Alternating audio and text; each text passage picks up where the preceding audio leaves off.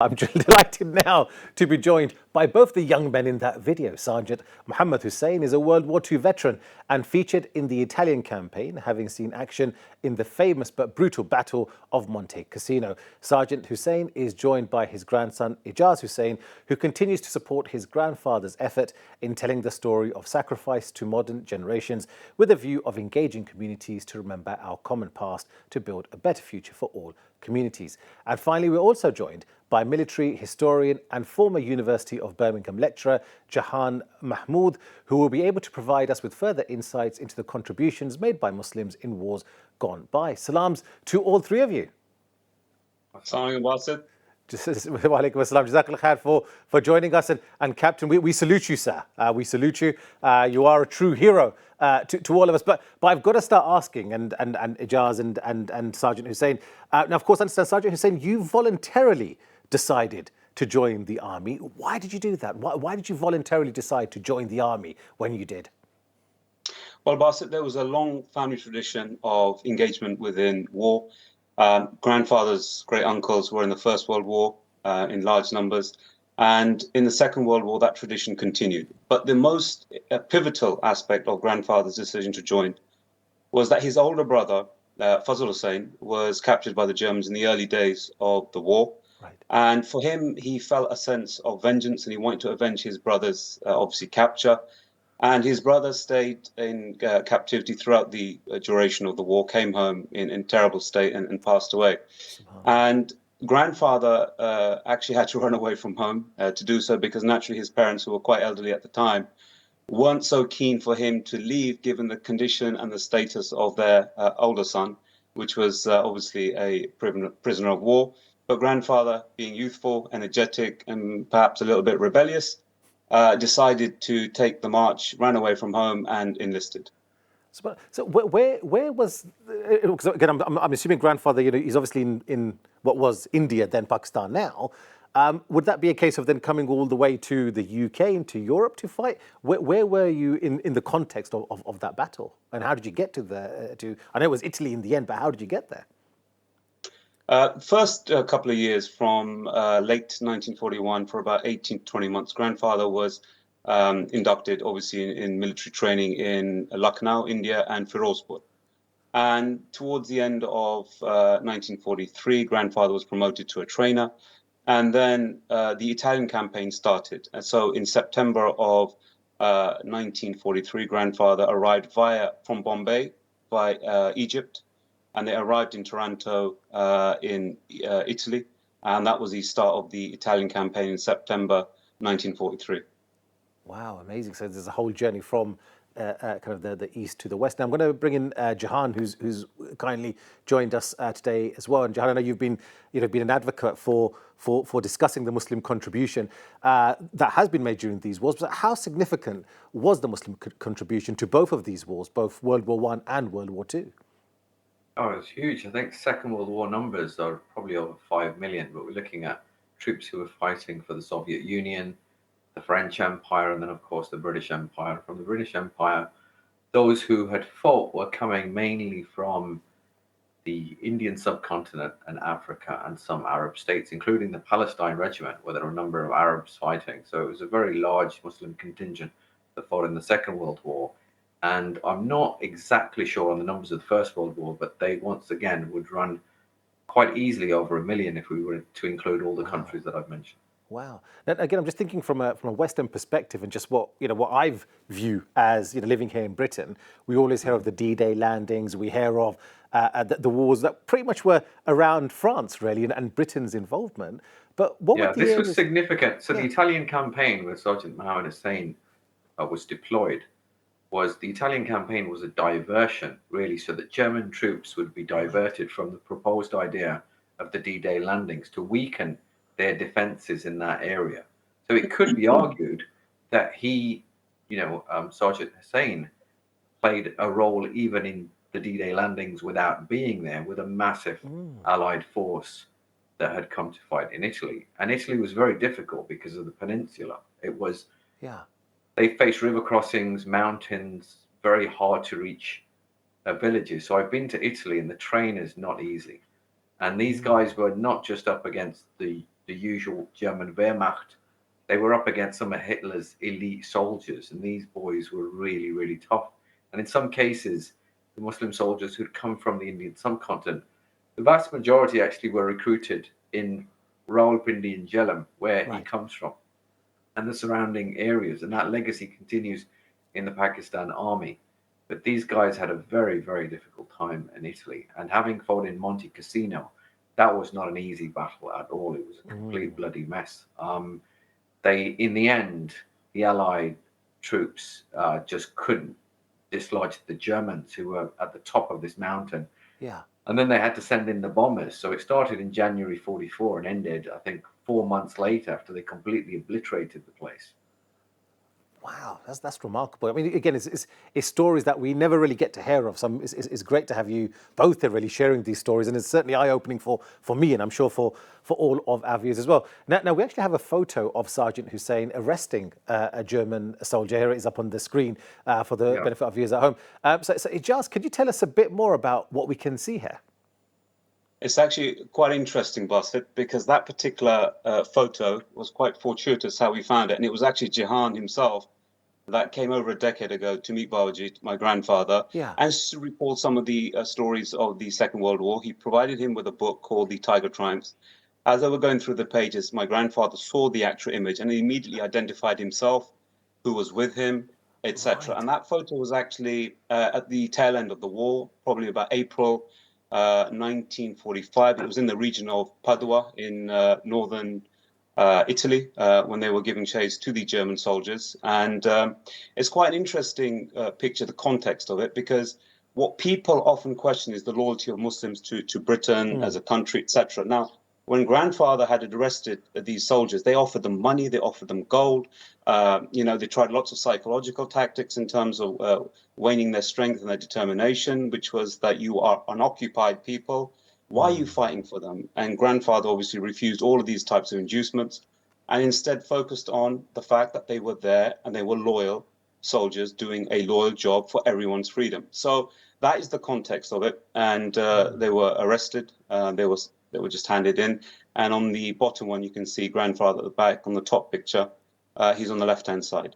Amazing. And Jahan, how did you come across this picture? Because that's quite remarkable. So you found the picture, you've then met with Sergeant Hussain and Ejaz, and Sergeant Hussain then identifies himself. But you're the source of this picture. How did you come across this picture? What happened was that luckily, when I had started this research back in 2008, I immediately found something in Italy that was quite astonishing. The number of quite young Muslim soldiers, Sergeant Hussain being one of them. I think he was only about 18 years old at the time of that picture. So having seen him, I was like, no, sorry, having met him and interviewed him, I'd had 2 books already that had been donated to me.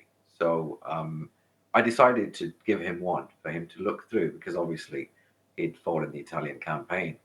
And then later he rings me because he's recognized himself in the book. And I was absolutely taken back and shocked that, here we have a living veteran who has recognized himself in the picture. So there's more to this story. And I was just happy that, I finally got to see someone in the Italian campaign who could shed light on what these men had been through. And the fact that he was a teenager as well was even more shocking to me because a lot of my research was on the young Muslim boy soldiers who had fought some of Hitler's best troops in Italy. Amazing, amazing. Now, of course, earlier, Ejaz, you were telling us about how Sergeant Hussain was offered essentially a fortune by the Germans to say, desert the Brits, why are you fighting with them? So at the same time, has Sergeant Hussain ever told you about how Muslims were treated by the British military leaders during the war? Very interesting question. Grandfather says they were paragons of professionalism. They were treated extremely well. They had halal meat. They were allowed to pray. And you had different sections within the army, A squadron, B squadron, C, etc., that Muslims, Hindus, and so on. And there was never a complaint from grandfather in terms of how he was treated.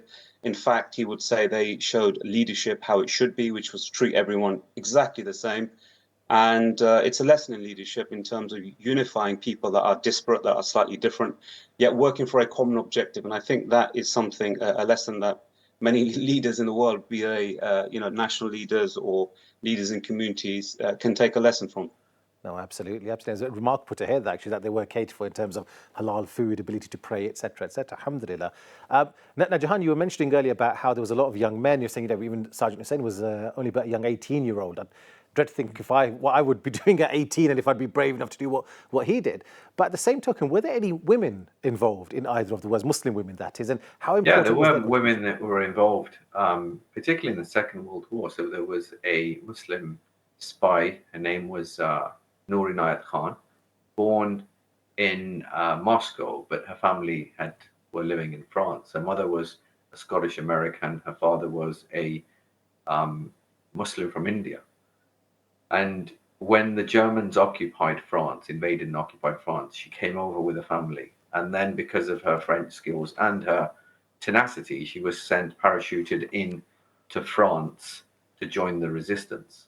She had quite a tough time because she got caught by the Gestapo and they brutalized her, tortured her. She refused to tell them what she was doing for the British.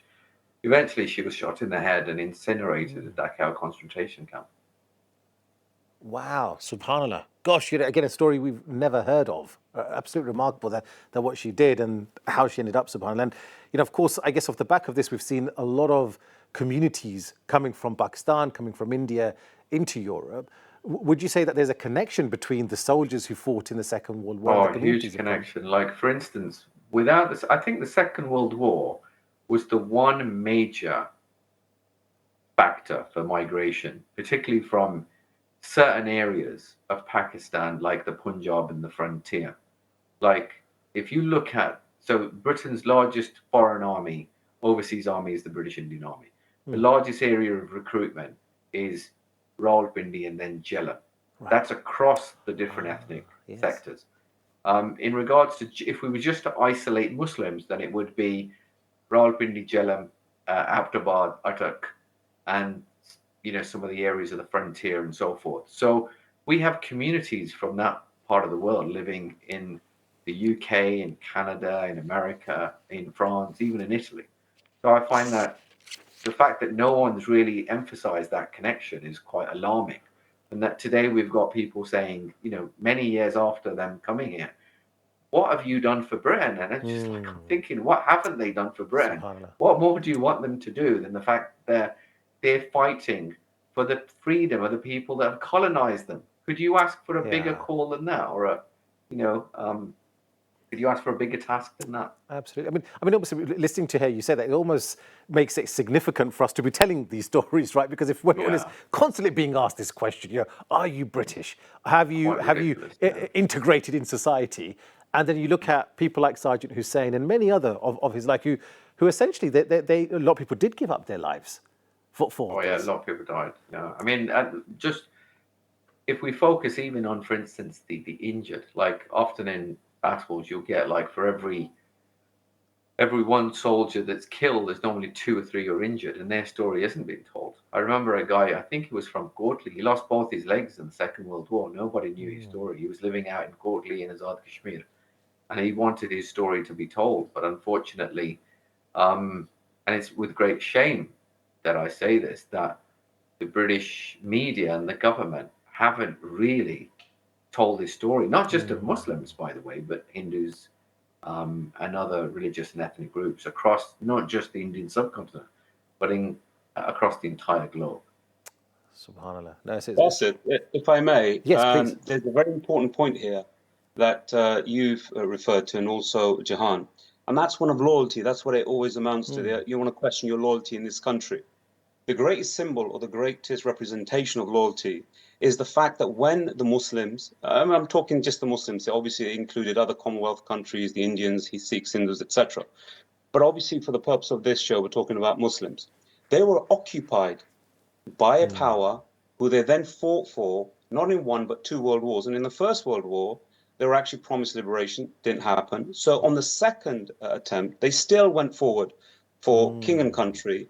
And they sacrificed. In fact, the material wealth that was, contributed is in the billions and billions by today's standards. I think Jahan and I had a conversation some months ago, and we calculated it up to £100 billion of contribution of the Indian army in terms of mules, in terms of all their own, the salaries were often paid by the Indians, etc. A lot of the food was diverted by Churchill, you know, the famous famines that they had, Yes. millions Yep. died. So when they talk about loyalty, they got to understand if anybody else was occupied, would they have fought not once, but for the second time after being let down by the first, for a promise of liberation, which actually happened. So the creation of Pakistan and these countries would not have happened had they not fought in the Second World War. So this is a hugely significant thing, and I'm sure Jahan will correct me. I think it was Lord Lithgow, who was the governor of India, actually declared war on Germany without the permission of the Indians. So if that isn't an indication of the type of loyalty that they had, Yeah. I don't know what is.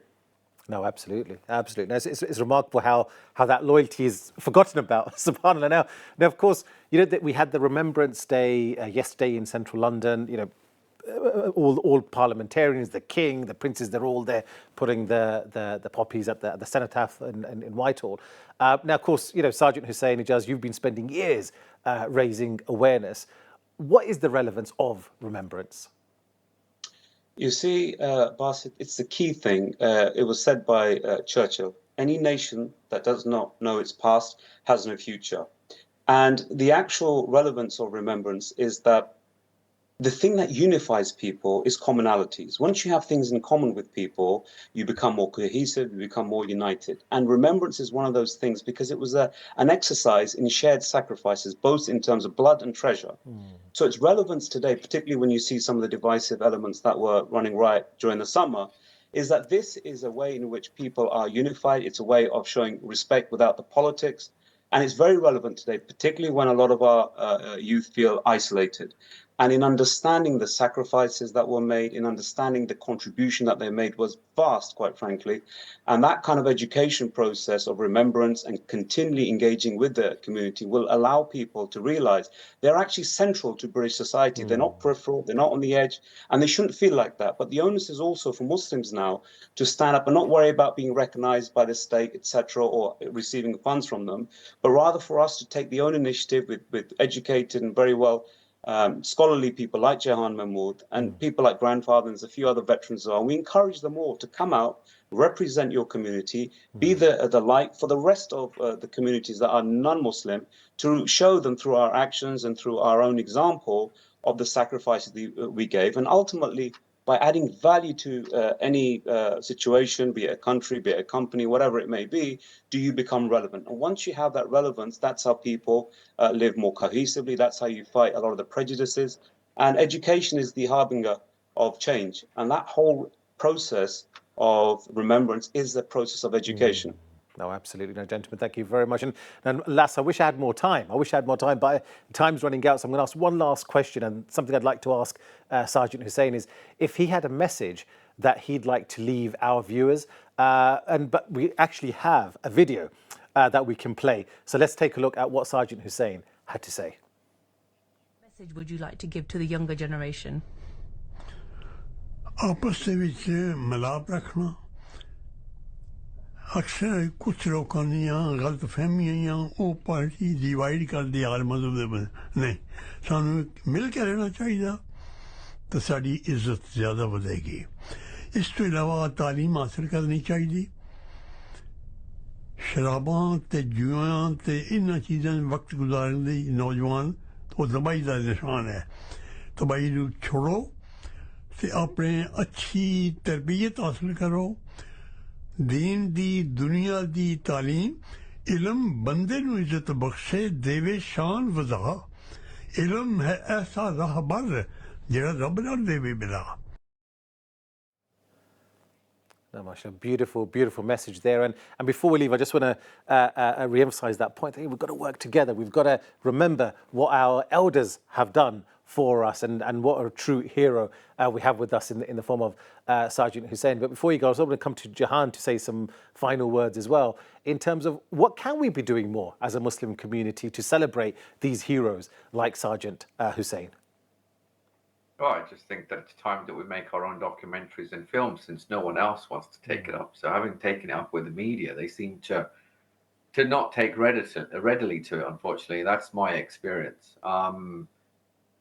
It's the one thing that's really missing on the screen. is an action-packed movie of the 8th Indian Division with its men from across the warrior races of the Indian subcontinent, who gave the Germans a very tough time and have a hand in the final victory of not just Italy, but the whole of Europe and the entire world.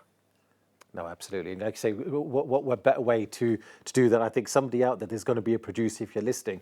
That's what we need to see. Jahan Mahmood. Well, I have just the script for them. So. Oh, you did that. Perfect. Yeah. I think that's it, that we must speak to you about that, inshallah. Jahan, thank you so much for joining us today. Ejaz and Sergeant Hussain, once again, I salute you for everything that you've done for us, for our freedom, and for our generation, because we do take that for granted.